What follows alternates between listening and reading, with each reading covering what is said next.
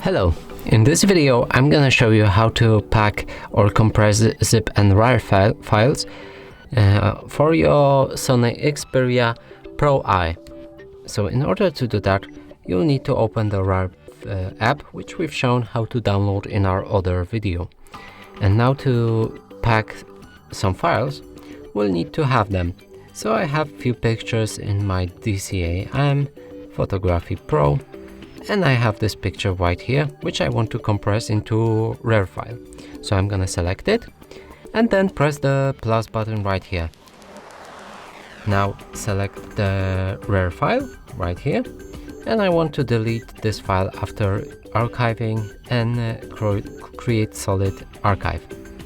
I want to secure my archive with a password, which is gonna be 123, and I'm not sure if I write it correctly, so I'm gonna press on the show password right here to see it fully. Now I'm gonna encrypt the file name as well and press OK to set the password. Go to advanced to change any of these options, or options right here.